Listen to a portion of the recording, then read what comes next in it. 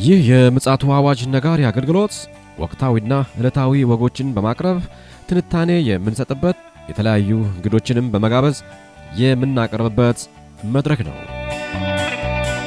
አዘጋጅ ይልቃል አስራት። ሰላም ለእናንተ ይሁን ውድ የምጽአቱ አዋጅ ነጋሪ አድማጮቻችን፣ እንዴት አመሻችሁ?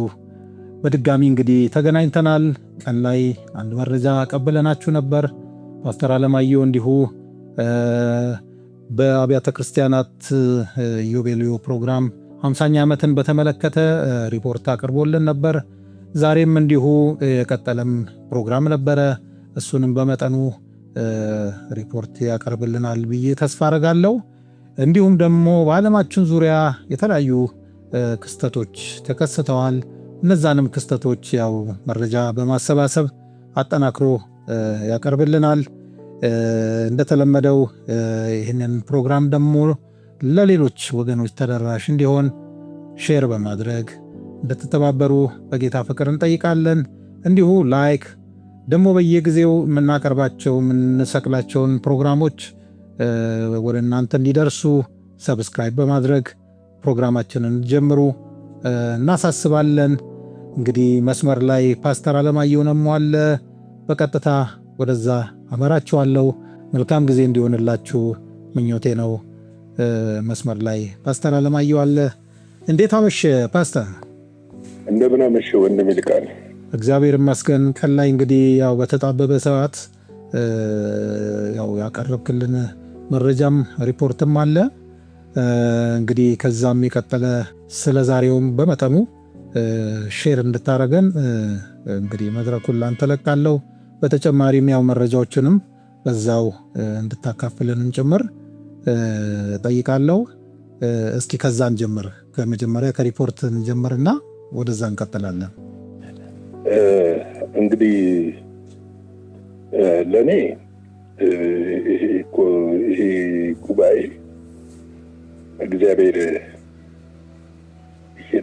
በአንድም በሌላም እየተናገረ ያለበት ጉባኤ ነው ማለት እችላለሁ። በዚህ በወንጌል ስርጭቱ ዙሪያ እኛ ብዙ ስንል የነበረው በኮራፕሽን ዙሪያ፣ በሊደርሺፕ ዙሪያ፣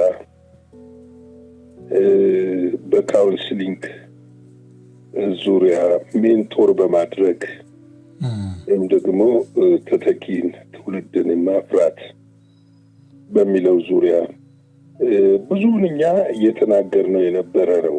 በተለይ በዚህ ዓመት በአጫጭር 10 ደቂቃ 5 ደቂቃ የምትሆን የእግዚአብሔር ቃል ያነሳናቸው የዳሰስናቸው ጉዳዮችን እዛ ጋር በስፋት በግልጽ እኔ እግዚአብሔር በአካል ቆሞ እንደተናገረ ነው የምቆጥረው።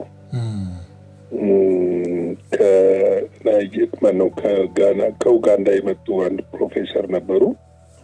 ስለ ኮራፕሽን እና ይሄ ኤትኒክስ ግሩፕ ሆኖ ሰላምን በሚነሱ ጉዳዮች ላይ የተናገሩት ነገር እኔ አላቅም ሌላው ጉባኤም በምን ያህል መልኩ ተረዳው የሚለውን ነው እንጂ ጀስት የችግሩ ዋና አካል እኛ ነን በሚል ነበረ የተናገሩት። የችግሩ ዋና አካል እኛ ነን፣ ሶሉሽኑም ያለው ደግሞ እኛ ጋር ነው በሚል ነው የተናገሩትና ደግሞ እውነት ነው። ዛሬ ቤተክርስቲያን ውስጥ ማጭበርበር፣ ሌብነት፣ ውንብድና በጣም በዝቷል እና በሚያስጠላ ሁኔታ አጠገብ ያለውን አብሮህ የሚያገለግለውን አብሮህ የሚሰራውን ሰው ማመን በማትችልበት ደረጃ ተንሰራፍቶበት ያለበት ደረጃ ነው። ሰው ፍርድን እግዚአብሔር አይፈርድም ብሎ 4 ነጥብ የደመደመበት፣ ፍርድ የለም ብሎ የደመደመበት፣ ወይም ደግሞ ጌታ አይመጣም ብሎ ከርስ ለመሙላት ብቻ የሚስገበገብበት ዘመን ላይ መድረሳችን በእርግጥ ያሳፍራል። ሌላው ያየሁት ነገር በወንጌል ዙሪያ በተለይም በወሎ፣ በአርሲ፣ እንዲህ በጅማ፣ በስልጤ አካባቢ የሚሰሩት በተለይ በሙስሊሙ ማህበረሰብ ዙሪያ ውስጥ የሚደረገው የወንጌል ስርጭት እንባ የሚያመጣ ነው። በጣም ትልቅ ስራ ነው እየተሰራ ያለውና እግዚአብሔር ምድሪቱ ላይ እየሰራ ነው ያለው። ግን እኔ አንድ የፈራሁት እዛው ፍርድ እንዳይሆን እላለሁ። ድንገት ገብቶሃል? ድንገት በቤተሰብ ውስጥ ድንገት የሆነ ፍርድ እንዳይሆን ፈራው። ምክንያቱም እንዲህ አይነት ነገሮች ከባዶች ስለሆኑ ነው። እንግዲህ ጀነራሊ ፕሮግራሙ ነገ ያልቃል። ከነገ በኋላ ማለት በሚቀጥለው ሳምንት ውስጥ ጀነራሊ በዲስከሽን መልክ እንሰራበታለን ብዬ አስባለሁ። ወይም ደግሞ የቅዳሜው ምሽት ፕሮግራማችን ላይ የላይቭ ፕሮግራማችን ላይ እናነሳዋለን ብዬ አስባለሁ። አይ ጥሩ ነው። እውነት ለመናገር ጌታ ኢየሱስም የሰጠው ምሳሌ እዚህ ላይም እንደው መነሳት ይችላል። በተለይ እንቅልፍ ባላቸው ጊዜ ወይ ደግሞ እንቅልፍ ባንቀላፈው ጊዜ ጠላት መጥቶ እንክርዳድን እንደዘራም ያው ምሳሌያዊ ንግግር ተናግሯል እዛ ጋር። ሲነቁ ግን ያው ከስንዴው ጋር አብሮ እንክርዳዱ እንደበቀለ እዛ ጋር አመላክቷል ጌታ ኢየሱስ። ስለዚህ አሁንም ቢሆን የማንቀላፋታችን ውጤት አጥሮቻችን እንዲሰባበሩና እንዲነቃቀሉ ከዛም ተኩላውም አውሬውም ምኑም እንዲገባ ምክንያት ሆኗልና አሁን መንቃት መቻል እንዳለብን የሚያመላክት ይመስለኛል የዛሬው ውሎ። ከዛ ውጪ እስኪ እንግዲህ ዓለማችን እንዴት ውላለች የሚለውን ነገር እስኪ አንተ እንግዲህ ዛሬ ያስኩት አሜሪካና እስራኤል ከኢራን ጋር ያለውን ጉዳይ ነው። አሁን ምንድነው በድርድር ላይ እንዳሉ አሜሪካና ኢራን ይታወቃል። ድርድር ላይ ያሉ ማለት ሰላም ሰፍኗል ማለት አይደለም። እና ምንድነው አሁን አንድ በጣም የገረመኝ ያገኘሁት መረጃ እስራኤል በኢራን ላይ ልዩ ኦፕሬሽን ለማድረግ ዝግጅት ላይ መሆኗ ነው። ልዩ ኦፕሬሽን ማለት ምስጢራዊ ኦፕሬሽን ነው። ከዚህ በፊት በ1981 ዓመተ ምህረት ኦፕሬሽን ኦፔራ በሚል ኢራቅ ላይ የተፈጸመ አለ። በሳዳም ሁሴን ዘመን የተጀመረውን የኒኩለር ጣቢያ ሙሉ ለሙሉ ወደ አፈርነት ቀይረዋለች እስራኤል ማለት ነው። እስራኤል አዎ። ስለዚህ በአየር ጥቃት ፈጽማ እርምጃ ወስዳ ያ የኒኩለር ጣቢያ ሙሉ ለሙሉ ወድሟል። እና ምንድነው አሁንም በኢራን ላይ እንደዚህ አይነት ኦፕሬሽን እየታቀደ እንደሆነ የሚያሳብቁ መረጃዎች ወጥተዋል። ድንገተኛ የሆነ ያልተገመተ ድንገተኛ ኦፕሬሽን በመውሰድ የኢራንን የኒኩለር ጣቢያዎችን ለማውደም ታቅዷል። ነገር ግን የአሜሪካ መንግስት ምንም አይነት እስራኤል ምንም አይነት እርምጃ እንዳትወስድ እያስጠነቀቀ ይገኛል። እንግዲህ የግንቦት ወር በፈረንጆቹ የሚገባው የፊታችን ሳምንት ይመስለኛል እና በዛን ጊዜ ውስጥ በፊታችን ሳምንት ግንቦት ወር ውስጥ ነው ለመውሰድ የታቀደው። ነገር ግን ዶናልድ ትራምፕ ለእስራኤል ማስጠንቀቂያ ሰጥተዋል፣ ምንም አይነት እርምጃ እንዳትወስድ። ይሄ ደግሞ ኢራን ኒኩለር አላት የሚለውን ነገር ያሳብቃል።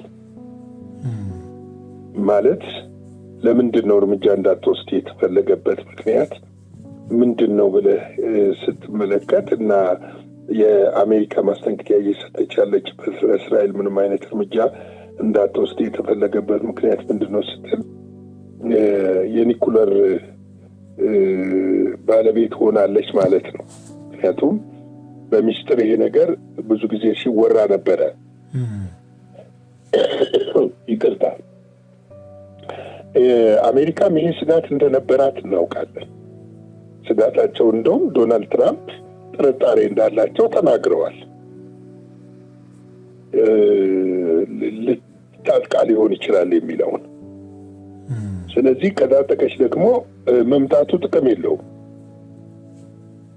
ጥቅም ያለው ምንድነው? በድርድር ሰጥቶ በመቀበል ህግ ያንን ነገር የምታስወግድበትን መንገድ መፈለግ የሚሻል ነው ተብሎ ይታሰባል። ነገር ግን ባለፈው ስለ ኢራን አንድ ነገር ዘግበን ነበረ። ከቅዳሜ በፊት ወደ ድርድር ከመሄዳቸው በፊት ራሽያ ሄደው የውጭ ጉዳይ ሚኒስትሩ አባሺ ከራሽያ ፕሬዚደንት ጋር ተነጋግረው እንደነበረ መክረው እንደነበረ ማንኛውንም ነገር ሲያደርጉም ከራሽያ እና ከቻይና ጋር እየመከሩ እንደሆነ የሚያመለክት ነገር ተናግረን ነበረ። ምንድነው አሁንም ኢራን በኒኩለር ጉዳዩ ላይ ይሄ ኒኩለርን አስወግጂ ምናምን በሚባለው ጉዳይ ላይ ፈጽሞ የማይደራደሩ መሆናቸውን አሳውቀዋል። እንግዲህ ይህን የማይደራደሩ ከሆነ በምንድነው የሚደራደሩት የሚለው ነገር ነው ግራ የሚገባው። የሚደራደሩበት ነጥብ ምንድነው የሚለው ነው። እንግዲህ ኢራን አሁን ላይ ብቻዋን አይደለችም። እውነት ለመናገር ብቻዋን አይደለችም ስል ደግሞ ያለ ምክንያት አይደለም። እስራኤል ከጎኗ አለች ማለት ይቅርታ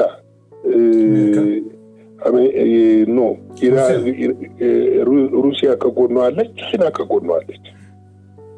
እንደውም ቻይና አሁን ላይ ከአሜሪካ ጋር ሆድና ጀርባ ከመሆኗ የተነሳና አሜሪካ እኔን ልታጠፋ ነው ብላ ስለምታስብ ኢራንን መደገፍ የማይቀሩ ናቸው። ስለዚህ ይሄ እኔ እንደምን ወስደዋለሁ መሰለህ፣ ውስጥ እየነደደ ያለ እሳት ላዩ ላይ ፍሌሙ የማይታይ ድንገት ግን ግልብጥ ብሎ ሊወጣ የሚችል እሳት እንዳለ እመለከታለሁ። ምክንያቱም እኔ ብቻ አይደለሁም፣ ብዙ የወታደራዊ ተንታኞችም የፖለቲካ ተንታኞችም ይህንን እያንጸባረቁ ነው ያሉት እና ድንገተኛ የሆነ ነገር ሊፈነዳ ይችላል የሚል ነገር አለ። ምክንያቱም ታስታውስ ከሆነ ባለፈው ኢራን እንዳትነካ ራሽያ አስጠንቅቃለች። መዘዙ ዓለምን ይዞ የሚጠፋ መዘዝ ነው የሚል ነገር አውጥታለች እና ይመስለኛል ለአሜሪካም መርከቦቿን ሁሉን ነገር ካዘጋጀች በኋላ ቀዝቀዝ መለስ ያለችበት ምክንያት አንድ የተደበቀ በኢራን ጓዳ ውስጥ ያለ ለዓለም አስፈሪ የሆነ ነገር እንዳለ ያመለክታል። ስለዚህ ዓለማችን ከጊዜ ወደ ጊዜ እየተወጠረች ነው የመጣችው። እንግዲህ ከዚህ ጋር አያይዘን ትናንትና ሀውቲ እስራኤልን መጥቷል። ይሄ የሆነበት ምክንያት አሜሪካ ሀውቲን የመንን በከፍተኛ ሁኔታ በመደብደቧና ወደ 500 ሰዎች ያህል በመሞታቸው የዛን የበቀል እርምጃ ወደ እስራኤል ሚሳኤሎችን አስወንጭፏል። እስራኤል ያለችው ምንድነው? አክሽፈነዋል ነው ያለችው። ነገር ግን ይሄ የተተኮሰው መሳሪያ ሀውቲ እንደሚለው እንዳልከሸፈ ነው የሚናገረው።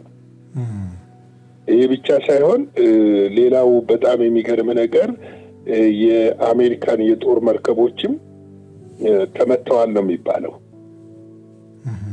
አሁን ዜናውን ምንድነው መሰለ፣ አሁን ብዙ ጊዜ ሚዲያ የሚዘግቡት የአውሮፓ ሚዲያ ናቸው። አረቡማ ዓለም ሆነው እንኳን የሚዘግቡት በዚህ በምዕራቡ ዓለም የሚዘወሩ ስለሆኑ ጥልቅ የሆነውን ነገር ማግኘት ወይም ትክክለኛ የሆነውን የጉዳቱን መጠን ማወቅ አይቻልም። እንግዲህ እነዚህ የከፉ ነገሮች ናቸው። ዓለምን የሚያባብስ ነገር ነው። ሌላ ወደ በኋላ ላይ እንግዲህ ማምሻውን ይዘን በነገው ዕለት ይዘን የምንመጣው ነገር አለ። ዓለምን አሁን ሌላ እኛ ድሮ የምንለው ምንድነው? ባልካን፣ ሚድል ኢስት፣ ፋር ኢስት እና ፓሲፊክ ነበረ ውጥረቱ የነበረው። አሁን ደግሞ ህንዲያ ኦሽን ላይ ከፍተኛ ውጥረት ተፈጥሯል። ስለዚህ እሱን ደግሞ በነገው ዕለት ይዘነው እንመጣለን። በጣም አደገኛ ውጥረት ነው። ሁለቱም ኒኩለር የታጠቁ ሀገሮች ስለሆኑ ከባድ ውጥረት መጥቷል። ያንን ደግሞ በነገው ዕለት ይዘን የምንመጣ ይሆናል። እስኪ ትንሽ እንግዲህ የእግዚአብሔርን ቃል መካፈል ጥሩ ነው። ዓለም እንግዲህ እንዲህ ነች፣ እየተተራመሰች ነው። ይሄ ብቻ አይደለም፣ በኢኮኖሚውም ዘርፍ ማምሻውን ዶናልድ ትራምፕ ዱብዳ ጥለዋል። እንግዲህ ምን እንደሆነ እሱንም ደግሞ ለአድማጮቻችን በዝርዝር ይዘን የምንመጣ ይሆናል። ዓለም እንግዲህ እንደዚህ ወዳጅ ዓለም እንደዚህ እየተናወጠች ነው። እንግዲህ የእግዚአብሔር ቃል የሚለን ነገር ደግሞ ከምንም ነገር ያወጣናል። እኔ የምታመነው ምድር ላይ ባለው ነገር አሁን በማንኛውም ነገር አልታመንም። ለምን? ድንገት ነገሮች ሊቀየሩ እንደሚችሉ አሁን እያወቅኩ መጥቻለሁ። ድንገት ነገሮች ይቀየራሉ። ነገር ግን አንድ ነገር እታመናለሁ፣ አንድ ነገር ተስፋ አደርጋለሁ። ዳዊት እንዳለው ምድር ብትናወጥ፣ ተራሮች ወደ ባህር ልብ ቢወሰዱ ልቤ አይፈራም አለ። ምክንያቱም ይህንን ያለበትን ምክንያት ሲናገር አንተ ከማን ጋር ነህ አለ? ከኔ ጋር ነህ እግዚአብሔር። ስለዚህ ከእግዚአብሔር ጋር ተጣብቀን እግዚአብሔርን ተስፋ አድርገን እግዚአብሔርን ታምነን ከእግዚአብሔር ጋር የምንኖርበት ዘመን ቢኖር ይሄ ዘመን ነው። ይሄ ዘመን አስፈሪነቱ፣ ኢትዮጵያ ውስጥ ነን፣ አዲስ አበባ ነን። አሁን የሚሰማን የሰላም ስሜት ነው። ፕሬዝ ጋድ። በክርስቶስ ላለን ሁሌም ሰላም ይሰማናል።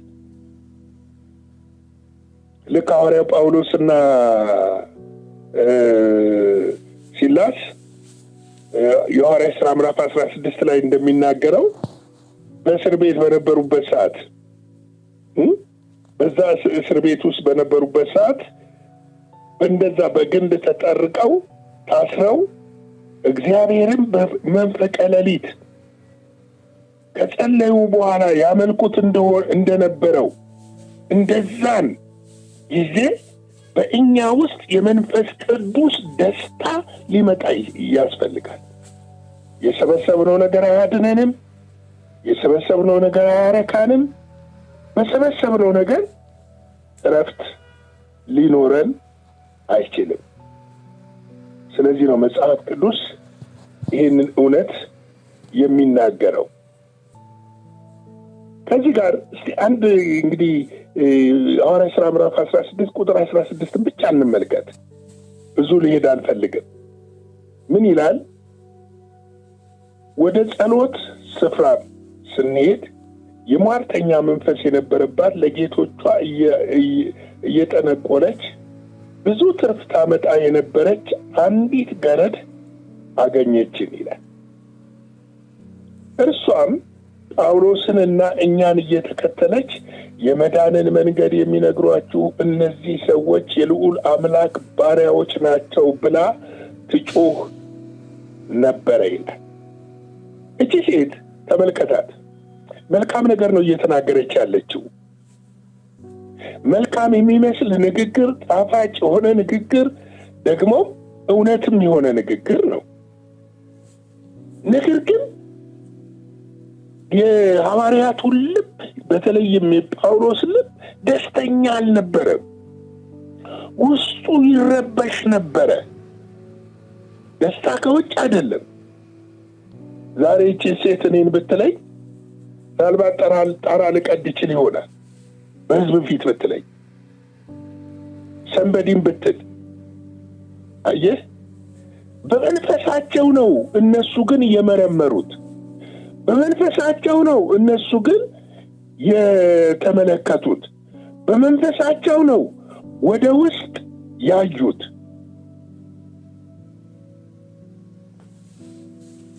በዚህ ምክንያት ያንን አጋንንት ካወጡ በኋላ የከተማው ትርፍ ነበርና ሕዝብ ግልብጥ ብሎ መጥቶ ቀጥቅጦ ወህኒ ቤት ሲጥላቸው፣ በመንፈቀ ሌሊት ግን ጳውሎስና ሲላስ እየጸለዩ እግዚአብሔርን በዜማ ያመሰግኑ ነበሩ። እስረኞችም ያዳምጧቸው ነበር። ይህ ደስታ ውስጥ ደስታ ነው። ከላይ ሰዎች ስለካቡን ስለቀባቡን የሆነ ነገር ስላለን ስለሌለን ደስታ በዛ ይመጣ። ደስታ ያለው በክርስቶስ ኢየሱስ ውስጥ በማረፍ ነው። ከዚህ በላይ ከዚህ ጊዜ በኋላ የሚያስጨንቁ ዘመኖች ይመጣሉ። ዓለም እየተወጠረች ነው። እንግዲህ ቅድም አንተም ስትለይ ነበረ በኢስታንቡል ቱርክ የመሬት መናወጥ ነበረ። እንደገና ደግሞ ኒውጀርሲ አሜሪካ ሰደድ እሳት ነበረ። ዓለም በዚህ ውስጥ እየተናጠች ነው ያለችው። እኛስ ከሚናጠው ጋር እየተናጥን ነው።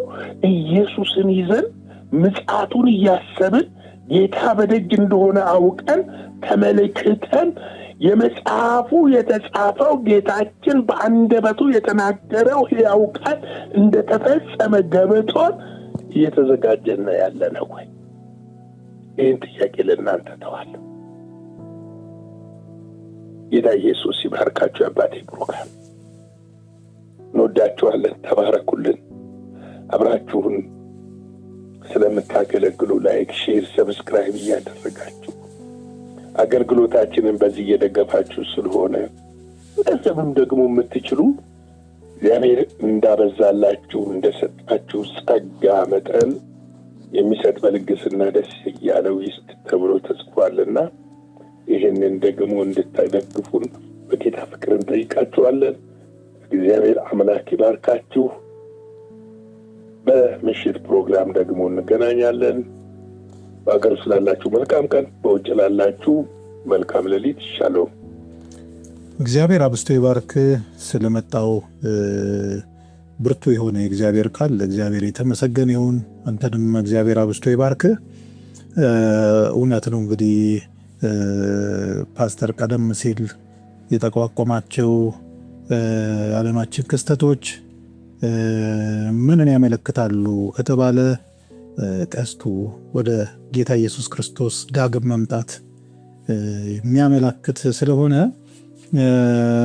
እንግዲህ ወገኖች ሆይ በየቀኑ እንደነዚህ አይነት መረጃዎችን ወደ እናንተ ስናመጣ ራሳችንንም ጨምሮ ዕለት ዕለት ንቁ እንድንሆን ዝግጁ እንድንሆን የሚያበረታታ ነውና አሁንም ሳንዳከም በየዕለቱ ክርስቶስ ኢየሱስ በየትኛው ሰዓት እንደሚመጣ ስለማይታወቅ እንዲሁም ደግሞ ንጥቀት በየትኛው ሰዓት እንደሚከናወን ስለማናውቅ ምንጊዜም ዝግጁ እንድንሆን የምጽአቱ አዋጅ ነጋሪ ዝግጅት ክፍል በብርቱ ማሳሰብ ይፈልጋል። ስለመጣው የእግዚአብሔር ቃል በድጋሚ እግዚአብሔርን እናመሰግናለን። የዛሬ ምሽት መረጃና መልእክት ይህንን ይመስላል። የእግዚአብሔር ፈቃድ ከሆነ ጌታ ካልመጣ በነገው ዕለት ደግሞ እንዲሁ አዳዲስ መረጃዎችን እንዲሁም ደግሞ እግዚአብሔርንም ቃል ፓስተር ዞልን ይመጣል። እስከዚያው ድረስ የእግዚአብሔር ምሕረት ቸርነትና ጸጋው አይለየን እንላለን። መልካም ምሽት ይሁንላችሁ። ደህና አደሩ። አዘጋጅና አቅራቢ ይልቃል አስራት ነበር። ለዛሬ ያዘጋጅንላችሁ ይህንን ይመስላል። በሌላ ጊዜ በሌላ ርዕሰ ጉዳይ እንገናኛለን። የምጽአቱ አዋጅ ነጋሪ አገልግሎት። መልካም ጊዜ